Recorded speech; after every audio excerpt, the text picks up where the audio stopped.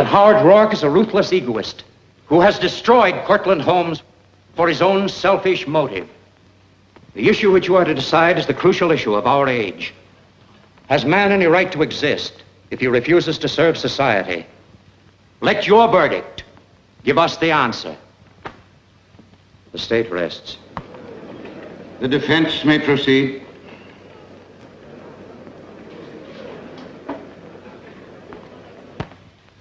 Your Honor, I shall call no witnesses. This will be my testimony and my summation. Take the oath. Do you swear to tell the truth, the whole truth, and nothing but the truth, so help you God? I do. Thousands of years ago, the first man discovered how to make fire. He was probably burned at the stake he had taught his brothers to light, but he left them a gift they had not conceived, and he lifted darkness off the earth. Throughout the centuries, there were men who took first steps down new roads, armed with nothing but their own vision.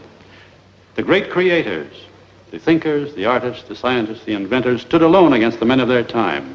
Every new thought was opposed. Every new invention was denounced. But the men of unborrowed vision went ahead. They fought, they suffered, and they paid, but they won. No creator was prompted by a desire to please his brothers. His brothers hated the gift he offered. His truth was his only motive. His work was his only goal. His work, not those who used it. His creation, not the benefits others derived from it. The creation which gave form to his truth. He held his truth above all things and against all men. He went ahead, whether others agreed with him or not, with his integrity as his only banner. He served nothing and no one. He lived for himself. And only by living for himself was he able to achieve the things which are the glory of mankind. Such is the nature of achievement. Man cannot survive except through his mind. He comes on earth unarmed. His brain is his only weapon. But the mind is an attribute of the individual. There is no such thing as a collective brain. The man who thinks must think and act on his own. The reasoning mind cannot work under any form of compulsion.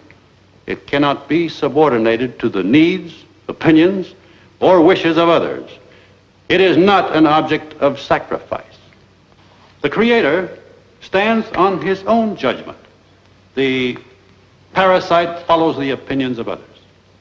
The Creator thinks. The parasite copies. The Creator produces. The parasite loots. The Creator's concern is the conquest of nature. The parasite's concern is the conquest of man. The Creator requires independence. He neither serves nor rules. He deals with men by free exchange and voluntary choice. The parasite seeks power. He wants to bind all men together in common action and common slavery. He claims that man is only a tool for the use of others, that he must think as they think, act as they act, and live in selfless, joyless servitude to any need but his own. Look at history. Everything we have, every great achievement has come from the independent work of some independent mind. Every horror and destruction came from attempts to force men into a herd of brainless, soulless robots without personal rights, without personal ambition, without will, hope, or dignity. It is an ancient conflict. It has another name: the individual against the collective. Our country, the noblest country in the history of men, was based on the principle of individualism, the principle of man's inalienable rights.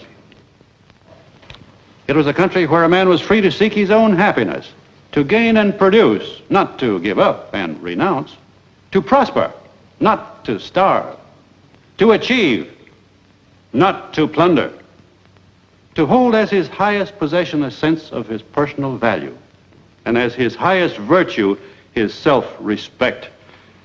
Look at the results. That is what the collectivists are now asking you to destroy, as much of the earth has been destroyed. I am an architect.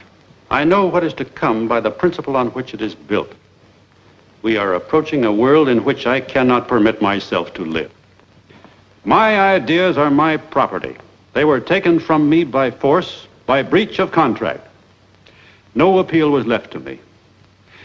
It was believed that my work belonged to others to do with as they pleased. They had a claim upon me without my consent, that it was my duty to serve them without choice or reward. Now you know why I dynamited Cortland. I designed Cortland. I made it possible. I destroyed it.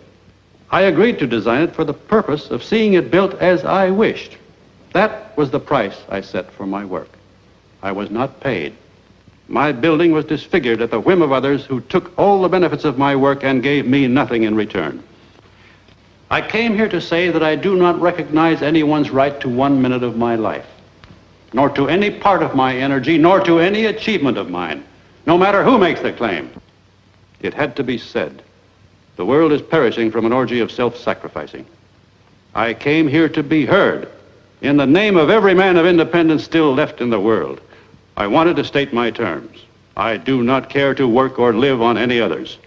My terms are a man's right to exist for his own sake.